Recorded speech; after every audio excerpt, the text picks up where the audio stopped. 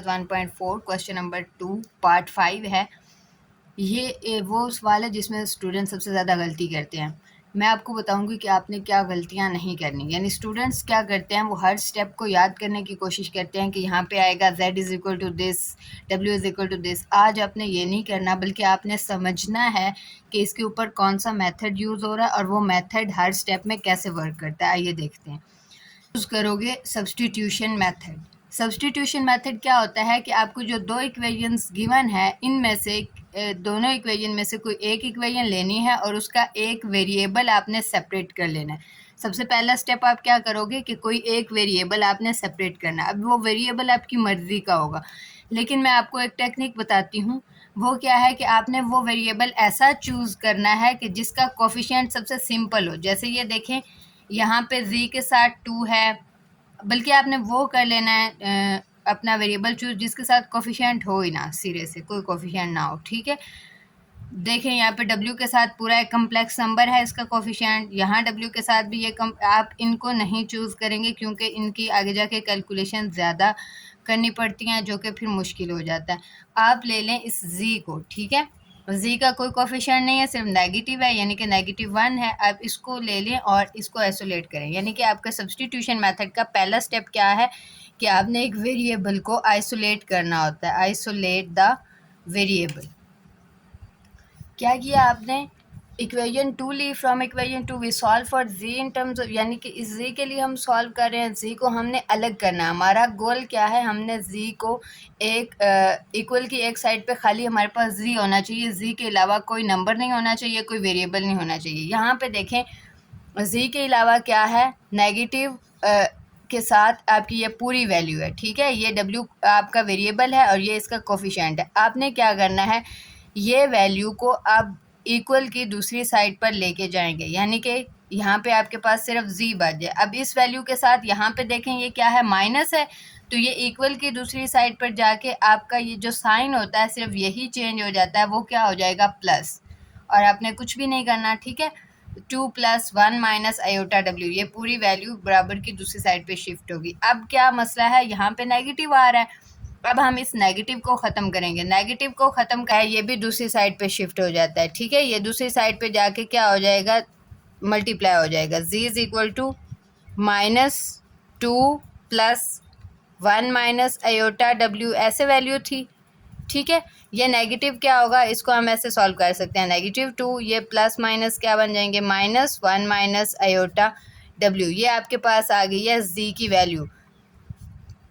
ठीक है, इसको आप नाम दे दें इक्वेशन 3 का। अब अगला स्टेप क्या है, सब्स्टिट्यूशन मेथड का अगला स्टेप क्या है कि हमने जो z की वैल्यू निकाली होती है, जो एक वेरिएबल की वैल्यू निकाली होती है, उसको हमने इन दोनों में से किसी एक इक्वेशन में पुट करना होता है। और हम उस इक्वेशन में पुट करते हैं जिसको हमने पहले यूज़ नहीं किया होता। देखें, पहले हम इक्वेशन 2 को यूज़ कर चुके हैं, तो यानी कि हम इसमें नहीं पुट करेंगे, बल्कि हम किस में वैल्यू पुट करेंगे, इक्वेशन 1 में।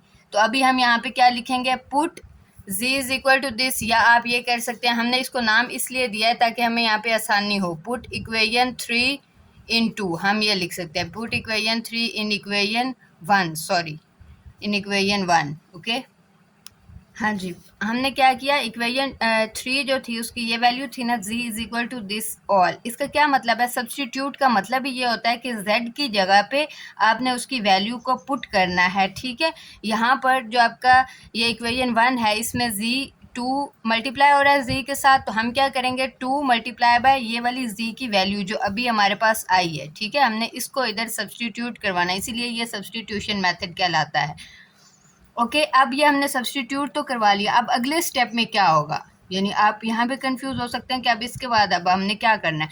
तो अब सिंपल है, ये देखें 2, ये ब्रैकेट है, जब 2 कोई भी नंबर ब्रैकेट के बाहर हो तो क्या होता है, यानी ये अंदर मल्टीप्लाई होगा, तो आपने सिंपली इसको इसके साथ मल्टीप्लाई करवाना है। 2 2 ज़ार कितने आ जाएंगे, 4, ये साथ नेगेटिव था तो ये भी यहाँ पे नेगेटिव भी आ जाएगा। ठीक है, फिर आपने 2 को इन सब के साथ मल्टीप्लाई करवाना है, तो इनको आप अलग अलग करवा लो। ये 2 मल्टीप्लाई हो रहा है इस पूरी वैल्यू के साथ भी, और 2 इस w के साथ भी मल्टीप्लाई हो रहा है, तो आप क्या करवा लो, पहले -2w लिख दो इकट्ठा। ठीक है, और 1 माइनस आयोटा, ये आ जाएगा +3 + iota w is equal to 1। अब क्या करेंगे अगले स्टेप में, अगले स्टेप में क्या होगा कि ये जो -2 आयोटा है ये अंदर इन वैल्यूज़ के साथ मल्टीप्लाई होगा। जब -2w 1 से मल्टीप्लाई होगा तो वो क्या आ जाएगा -2w, क्योंकि 1 से जो भी नंबर मल्टीप्लाई होता है वो नंबर ही आंसर आता है। और उसके बाद जब माइनस और माइनस मल्टीप्लाई होते हैं तो ये यूनिवर्सल रूल है, वो प्लस हो जाते हैं। ठीक है, माइनस और माइनस मल्टीप्लाई होकर क्या बन जाते हैं, प्लस। अब 2w जब आयोटा से मल्टीप्लाई होंगे तो क्या बन जाएंगे, 2 आयोटा w। ठीक है, प्लस यहाँ पे क्या हो रहा है, ये 3 इस w से मल्टीप्लाई हो रहा है, यानी कि 3w, प्लस ये आयोटा भी इस w से मल्टीप्लाई, जो ब्रैकेट के बाहर नंबर होता है उसको हमने ब्रैकेट के अंदर हर वैल्यू के साथ मल्टीप्लाई करवाना होता है। तो यहाँ पे w और आयोटा मल्टीप्लाई होकर क्या बन जाएंगे, iota w is equal to 1। अब अगले स्टेप में आप फिर कंफ्यूज होंगे कि अब हमने क्या करना है। तो अब तो बिल्कुल सिंपल है, सिंपल अलजबरा है, यानी कि जो आपकी लाइक टर्म्स हैं आपने उनको अलग कर लेना है और जो अनलाइक टर्म्स हैं उनको आपने अलग रहने देना है। ठीक है, यहाँ पर आपकी लाइक टर्म्स कौन कौन सी हैं, यानी एक जैसी रकमें जो हैं, ये देखें 2w और 3w एक जैसा है, इनको आप इकट्ठा कर लो। -4 -2w plus 3w plus 2 iota w, यानी यहाँ पे फिर पीछे आयोटा w और ये वाला आयोटा w बच गया, तो इनको इकट्ठा लिख लो आप। ठीक है, इज इक्वल टू 1।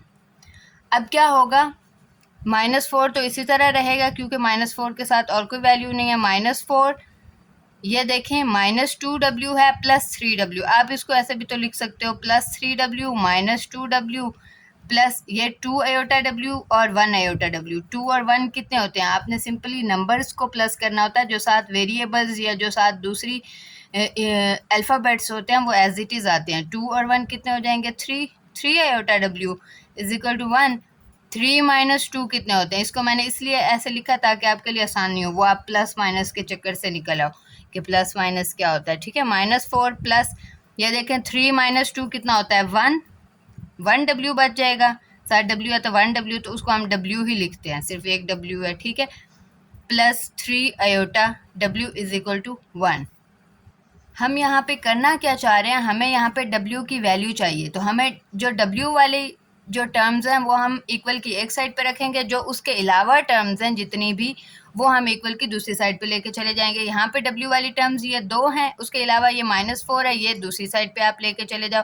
यहाँ पे w इसमें भी है, w इसमें भी है, तो w को कॉमन ले लो। ठीक है, पीछे इधर क्या बच जाएगा, 1, क्योंकि ये 1 w था, तो यहाँ पे क्या बच गया, 1 plus 3 iota is equal to क्या आ जाएगा, 1, और ये -4 इधर जाके क्या बन जाएगा, +4। अब सिंपल है, 1 + 4 कितने होते हैं जी, 1 + 4 आ जाएगा आपके पास 5। ये क्या बना, w into 1 + 3 iota is equal to 5। आपने किसकी वैल्यू फाइंड करनी है, w की, तो इस साइड पे सिर्फ w रहेगा, जो बाकी सारी वैल्यू है वो दूसरी साइड पे जाएगी। अब यहाँ देखें ये w और ये वाली वैल्यू आपस में क्या हो रहे हैं, मल्टीप्लाई हो रहे हैं। ठीक है, ये पूरी वैल्यू देखें, ये पूरी वैल्यू ब्रैकेट में है और ये w के साथ मल्टीप्लाई हो रही है, तो दूसरी साइड पे जाके इक्वल की दूसरी साइड पे जाके ये क्या हो जाएगी, सिंपली डिवाइड हो जाएगी, 5/1 + 3 आयोटा। ये आपकी w की वैल्यू आ गई। अब जब ये वैल्यू आ गई तो आपको बड़े अच्छे से पता है कि अगर आयोटा डिनोमिनेटर में आए, यानी यहाँ पे अगर आयोटा है तो हमने इसको यहाँ से ख़त्म करना होता है। वो करने के लिए हमें क्या करना पड़ता है, इसके कॉन्जुगेट से मल्टीप्लाई और डिवाइड करवाना पड़ता है, तो हम ये करवा लेंगे। मल्टीप्लाई और डिवाइड करवाने के बाद क्या होगा कि 5 जो है वो इस ऊपर वाली टर्म से मल्टीप्लाई होगा 1 - 3 आयोटा के साथ, 5 इंटू 1 - 3 आयोटा हम लिखेंगे, और डिवाइडेड बाय क्या है, 1 + 3 आयोटा इंटू 1 - 3 आयोटा। ठीक है, जब 5 अंदर मल्टीप्लाई होगा, 5 1 ज़र क्या आ जाएगा, 5 माइनस है, माइनस लगा देंगे, 5 3 ज़र क्या आ जाएगा, 15, आयोटा साथ था तो आयोटा आ जाएगा। ठीक है, ये नीचे क्या बन गया आपका फॉर्मूला, कौन सा, a + b into a - b किसके बराबर होता है, a² - b² के। हम वो वैल्यूज पुट कर लेंगे, 5 - 15 आयोटा बाय यहाँ पे a की जगह पे क्या है 1, तो हम किसका स्क्वायर बनाएंगे, 1²। b की जगह पे क्या है 3 आयोटा, तो इधर किसका स्क्वायर आ जाएगा, -3 आयोटा स्क्वायर। ऊपर वाली अब एज इट इज़ रहेगी क्योंकि उसको और सॉल्व ही नहीं करना हमने। नीचे वाली कैसे सॉल्व होगी, 1 - 9 आयोटा स्क्वायर बन जाएगा, 3 3 ज़र 9, और आयोटा आयोटा से मल्टीप्लाई होकर क्या बन जाता है, आयोटा स्क्वायर। अगले स्टेप में सिंपली हम क्या करेंगे, आयोटा स्क्वायर की वैल्यू पुट करेंगे, जो कि क्या है, -1। 5 - 15 आयोटा ओवर 1 - 9 इंटू -1। इंटू -1 का क्या मतलब है कि ये जो 9 है ये -1 से मल्टीप्लाई हो रहा है, तो ये वाला माइनस और ये वाला माइनस मैंने पहले बताया, जब भी दो माइनस इकट्ठे आ जाएं इस तरह मल्टीप्लाई में, तो वो दोनों क्या हो जाते हैं, क्या बन जाते हैं, प्लस बन जाते हैं। ठीक है, तो 9 1 ज़र क्या हो जाएगा, 9। नेक्स्ट क्या है, अब सिंपल 9 + 1 कितने होते हैं, 10। अब देखें, आप बाकी हम सेम लिख रहे हैं, सिर्फ जो चीज़ सॉल्व हो रही है उसको हम सॉल्व करते जा रहे हैं। 10 बन गया। अब हम इसको अलग अलग लिख सकते हैं, 5/10 माइनस 15/10 आयोटा। ये क्या बन जाएगा, 5 1 ज़र 5, 5 2 ज़र 10। इसको जितना हम सॉल्व कर सकते हैं, 5 3 ज़र 15, 5 2 ज़र 10। तो आपके W का आंसर क्या आ गया, W = 1/2 माइनस 3/2 आयोटा। ओके, अब हमारे पास ये W की वैल्यू आ गई। अब हमने Z की वैल्यू फाइंड करनी, यानी हमने क्या करने थे, दो वेरिएबल्स की वैल्यूज फाइंड करनी थी जो कि कोई कम्प्लेक्स नंबर Z आने थे। Z की वैल्यू क्या थी हमारे पास, जो हमने इक्वेशन बनाई थी, -2 -1 माइनस आयोटा W। यहाँ पे हमने W की जगह पे ये वैल्यू पुट करनी है जो अभी हमने फाइंड की है। ठीक है, अभी जो हमने फाइंड किया वो बेसिकली यही वैल्यू थी ना, 5 - 15 आयोटा बाय 10। इसी को हम यूज़ करेंगे यहाँ से।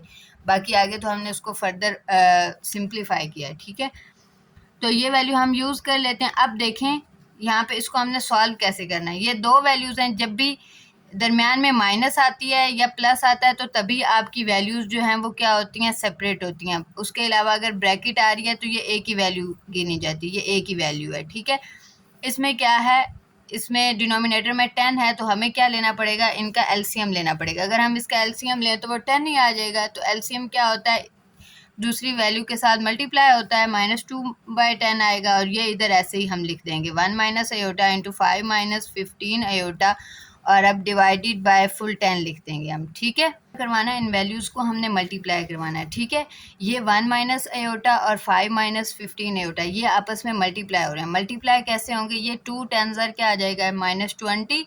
ये माइनस इधर ही रहेगा, यहाँ पे हम लगा लेंगे एक ब्रैकेट। ये देखें, पहले हमने 5 को इस पूरी वैल्यू के साथ मल्टीप्लाई करवाना है, तो 5 1 ज़र क्या आ जाएगा, 5 माइनस, फिर हमने क्या करना है, 15 आयोटा को 1 से मल्टीप्लाई करवा लेना, -15 आयोटा। ठीक है, फिर क्या आ जाएगा, -5 को हम आयोटा से मल्टीप्लाई करवाएंगे तो -5 आयोटा। ये माइनस और माइनस मल्टीप्लाई होकर क्या बन जाएंगे, प्लस। ये 5 आयोटा स्क्वायर आ जाएगा आपके पास, सॉरी 15 आयोटा स्क्वायर। ठीक है, अब अगले स्टेप में आपने क्या करना है, आयोटा स्क्वायर की वैल्यू पुट करनी है जो कि कितनी होती है, -1। ये -20, ये माइनस इसी तरह लिखेंगे, ये 5 भी आ जाएगा। ये देखें 15 आयोटा और 5 आयोटा, जब आपकी ये माइनस और माइनस दोनों के साथ सेम अलामतें हों, सेम साइंस हों, तो 15 5 प्लस होके क्या बन जाएंगे, 20। और आंसर के साथ भी वही साइन आएगा जो दोनों वैल्यूज़ के साथ था। तो यहाँ पे माइनस था तो यहाँ पे भी क्या आ जाएगा, माइनस। +15 इंटू आयोटा स्क्वायर की जगह पे क्या आ जाएगा, -1। अब देखें, जो आयोटा वाली वैल्यू है उसको हम साइड पे कर लेंगे, जो सिंपल वैल्यूज, बाकी ये जो ये साइड है ये इसी तरह लिखी रहेगी, -20 माइनस इंटू 5 माइनस ये 15 बन जाएगा, +15 जब -1 से मल्टीप्लाई होगा तो क्या हो जाएगा, -15 -20 आयोटा बाय 10। अब इसको हम कैसे सॉल्व कर लेंगे, 5 - 15 कितने होते हैं, -10 -20 आयोटा, ओके, बाय 10। हर स्टेप में एक ही चीज़ सॉल्व हो रही है। ठीक है, -20, अब ये माइनस अंदर मल्टीप्लाई होगा, माइनस और माइनस मल्टीप्लाई होकर प्लस, ये माइनस और माइनस भी मल्टीप्लाई होकर क्या बन जाएंगे, +20। बस और कुछ भी नहीं किया। -20 + 10 कितने होते हैं, -10 +20 आयोटा डिवाइडेड बाय 10। अब इसको हम मज़ीद क्या लिख सकते हैं, इनको हम अलग अलग कर सकते हैं, -10/10 आ जाएगा, +20/10 आयोटा आ जाएगा। इसको हम कैंसिल कर सकते हैं, 10 1 ज़र 10 होता है, 10 2 ज़र 20 होता है। तो ये क्या बन जाएगा, -1 + 2 आयोटा। यहाँ से हमारे पास क्या आंसर आ जाएगा, -1 + 2 आयोटा। ये किसका आंसर है, ये हमारे पास Z का आंसर है। यानी हमने दोनों वेरिएबल्स के लिए इन इक्वेशंस को सॉल्व कर लिया। एक W का आंसर ये आया था हमारे पास, Z का आंसर ये आ गया। ओके,